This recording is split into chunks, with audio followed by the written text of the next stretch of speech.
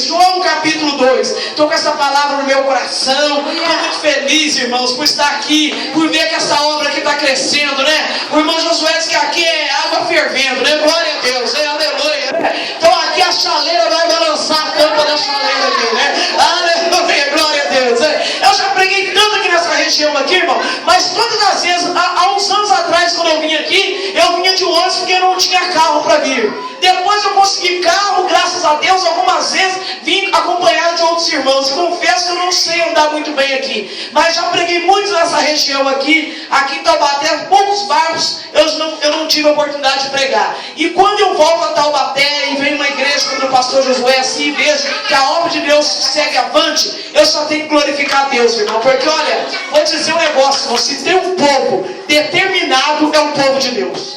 A gente pega um lugar que era bar e vira igreja e a glória desce. Agora vai um miserável abrir um bar aqui para ele ver o que vai dar. Vai ficar mal, porque de vez em quando vai vir aqui e fala, aí tem culto, aí não vai ficar incomodado, vai querer aceitar Jesus, aí o bar vai fechar.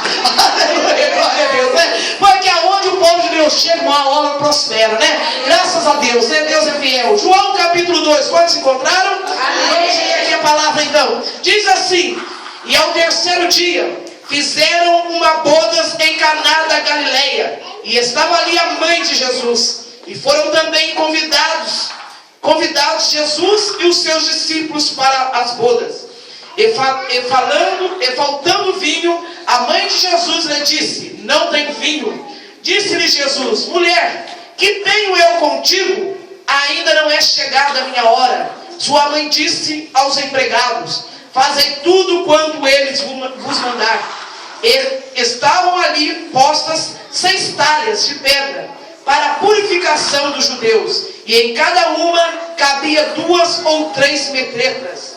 E disse-lhes: enchei de água essas talhas. E encheram-na até em cima. E disse: tirai e levai ao mestre-sala. E levaram. E logo que o mestre-sala provou a água feita em vinho, não sabendo de onde viera, se bem que sabiam os empregados que tinham tirado a água, chamou o mestre-sala ao esposo e disse-lhe: todo homem primeiro coloca o vinho bom, e quando já tem bebido bem, então coloca o inferior, mas tu guardaste até agora o melhor vinho. Jesus principiou assim os seus sinais em Caná da Galileia, e manifestou a sua glória, e os seus discípulos creram nele. Agora eu quero que você repita comigo aqui. Diz assim, versículo 3. Repita comigo. E faltando vinho. A mãe de Jesus disse-lhe. Não tem vinho. Disse-lhe Jesus. Mulher. Que tenho eu contigo? Ainda não é chegada a minha hora. Disse-lhe a sua mãe. Aos empregados. Fazei tudo. Quanto ele vos disser. Aleluia. Sente agora abençoado que eu vou ministrar a palavra de Deus. Meus irmãos, nós estamos hoje no último dia, aliás, na vírgula, né? Porque crente tem festa, como cantou a criançada muito bonito ali, o ano inteiro, né? Mas hoje é o último dia aqui desse trabalho que foi marcado em comemoração ao 2º ano do aniversário aqui do trabalho neste lugar. Meus irmãos, existem algumas coisas na Bíblia Sagrada que quase ou poucas vezes nós vemos pregar, mas que com certeza nós podemos aprender muito e podemos também tomar posse da nossa vitória quando nós agimos de acordo com a palavra. Na verdade, meus irmãos, os grandes milagres da Bíblia Sagrada não aconteceram simplesmente porque as pessoas eram necessitadas. Não eram apenas porque as pessoas queriam, mas eram porque elas obedeciam a palavra de Deus. Nós temos vários trechos da palavra do Senhor que quando Deus abriu o mar vermelho, pastor Josué, o que Deus disse para Moisés? Disse: Moisés, o que é que você tem na mão? E Moisés, eu tenho uma vara, então vai lá, fique diante do mar e estenda a vara. Então foi uma obediência, que é a palavra que Deus tinha dado. Nós vemos mesmo o profeta Elias, quando ele chegou e foi à casa daquela viúva. A viúva não tinha mais nada em casa, a não ser alguns cavaquinhos, onde ela ia fazer um bolo, ela ia comer e dizia a ela, queria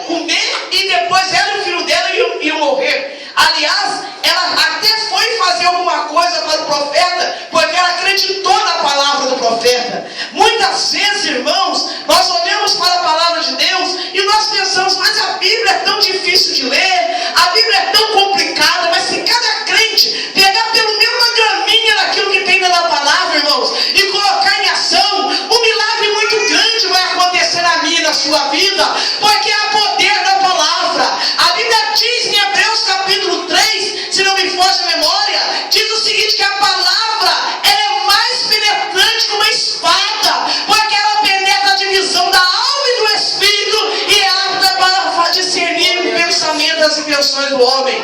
Então nós sabemos, meus irmãos, que há um poder sobrenatural na palavra. O próprio Jesus Cristo, quando a Bíblia fala da pessoa de Jesus quando homem, na sua humanidade que veio à terra, a Bíblia diz no capítulo 2 de João, ou no capítulo 1, que no princípio era o que? O verbo. O verbo quer dizer o que? A palavra. E o verbo se fez carne e habitou entre nós. E vimos a tua glória como a glória do unigênito de Deus, cheio de graça e de verdade. Então nós podemos crer, meus irmãos, que a palavra ela é um poder sobrenatural sobre a vida do crente. E ela também é um poder, irmãos, até mesmo na vida daquele que é ímpio. Sabe por quê? Porque a Bíblia diz: abençoarei aqueles que te abençoarem e amaldiçoarei aqueles que te amaldiçoarem. Sabe o que é isso, irmão? Até o ímpio, quando abre a boca contra nós, ele está ameaçado de perder a bênção. Mas você que crê que Deus é Deus de providência na palavra e que na palavra há poder, já vai dando glória a Deus aí, porque Deus vai fazer virar realidade tudo aquilo que ele profetizou a teu respeito, a meu respeito. É a promessa de Deus. E nós, quando olhamos, irmãos, para as promessas da palavra e entendemos que aquilo que está na Bíblia Sagrada, que é a verdade, que é a palavra de Deus, nós podemos gozar daquilo que é de melhor que Deus tem para a nossa vida. Vejamos aqui, queridos, o capítulo 2 de João. A Bíblia diz que aqui Jesus começou a fazer um milagre. Aqui Jesus começou o seu ministério. Meus queridos, ninguém começa nada se Deus não estiver na frente, é verdade. Mas nós entendemos que Jesus, como ser humano, ele também principiou a sua obra aqui na terra, contando com a colaboração daqueles que criam um milagre. Sabe o que eu quero dizer para você? Tudo pode acontecer na minha e na sua vida, se você acreditar naquele que é dono do milagre.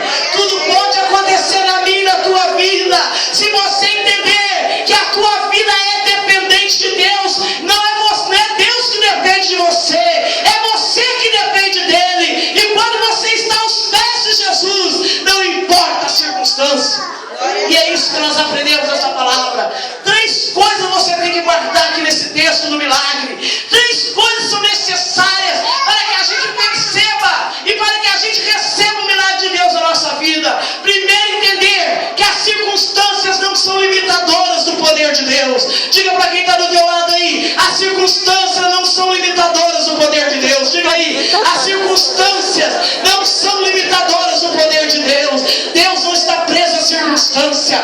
Deus não está preso ao espaço sideral. Deus não está preso à ciência, à tecnologia. Deus não está preso ao diagnóstico médico. A irmã disse aqui que trouxe oxigênio no cérebro há um ano atrás, né, minha irmã? Mas como Deus não está preso àquilo que o médico diagnostica, sabe o que Deus fez? Disse: olha, não importa se tem oxigênio, não importa se tem gás carbônico, irmã, não importa se tem gás, é poluente, eu tenho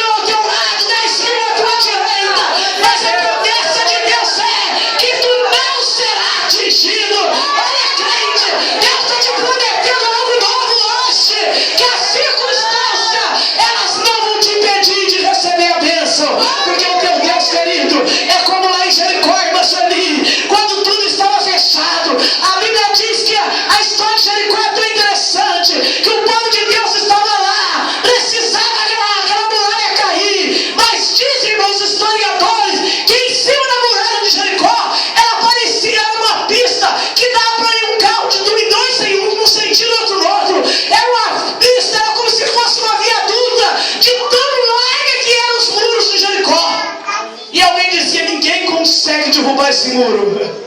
Ei, tem gente dizendo para você: ninguém consegue resolver o seu problema. Mas Jeová mandou dizer para você que hoje vai demolir tudo.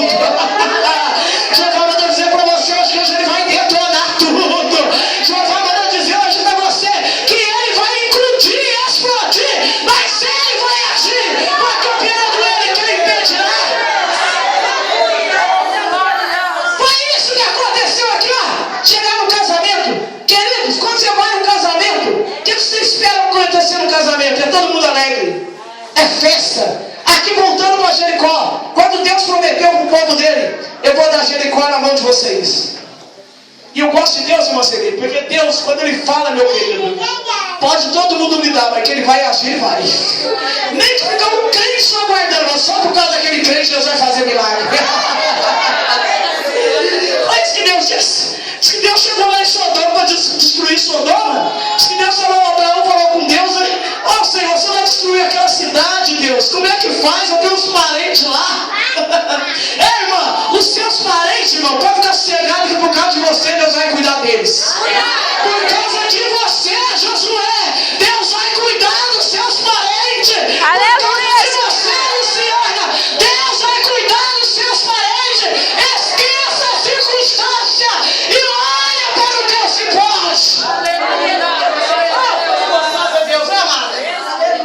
E está lá um murão cercando Jericó. Derrubar esse muro, querido, ainda não tinha inventado bomba atômica, mas meu Deus, irmão, a voz dele é como um trovão. E se ele falar, meu querido, pode tremer as pernas mesmo, viu? Não balança não, ou você ajoelha, cai de joelho, ou já começa a falar em línguas estranhas para mostrar que você é crente para você ver o milagre. Aleluia. Ei, mas como está tudo cercado, não tem